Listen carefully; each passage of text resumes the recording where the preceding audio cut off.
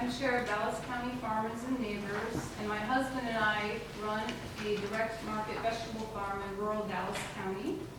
We fought off a 5,000 head hog confinement near us a few years ago, but like all Iowans, we live under the threat that a new one could pop up at any time, and in our case, that would put us out of business. In our review of manure management plans, we found a variety of missing documents and insufficient data. First, we looked for page 2.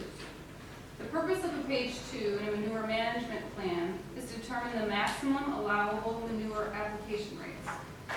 There should be a page 2 for each unique crop rotation, among other variables, in each plan. Unfortunately, we found many manure management plans that did not have page 2s for all crop rotations, and some plans that had none at all. The page 2 is the heart of the manure management plan. In short, a plan without a page 2 is not a plan. It's hard to understand how MMPs could have received DNR approval without page 2s. That they did suggests that the CAFO approval process is seriously flawed. Next, we look for field pages, which have to be submitted for the scope of 4 growing seasons in order to demonstrate sufficient land base to supply the manure. We found minor problems like inconsistently formatted field designations, incorrect field designations, incorrect field locations. But we also found field pages missing from plans. Without accurate field pages, or any field pages, it's impossible to know where the CAFO manure is actually going, or if there's sufficient land to receive it. If page 2s are the heart of the plan, then field pages are the soul. Without them, there is no plan for manure management. Third, we look for signed rental agreements between landowners and CAFO operators. Much to our surprise, we learned that rental agreements are only required in a manure management plan if the CAFO owner is spreading on land he doesn't crop.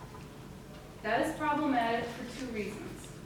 First, how can the DNR or anyone checking to ensure the rule is followed know which land is cropped or not cropped by a CAFO owner?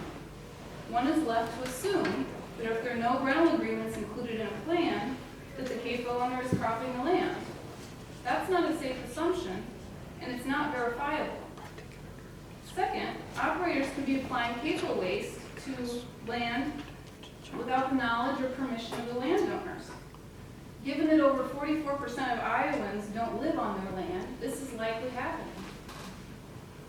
All fields that receive CAFO manure should require an application agreement, regardless if they are farmed by the CAFO owner. This is the only way to effectively manage the situation and to ensure transparency for landowners.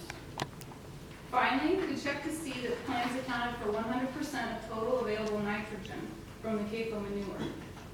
This accounting takes place on page 2, table 2 of a manure management plan. Despite research to the contrary, the DNR allows an MMP to be developed with the assumption that less than 100% of the nitrogen will be available for plant uptake the first year. And this, of course, allows more manure to be applied.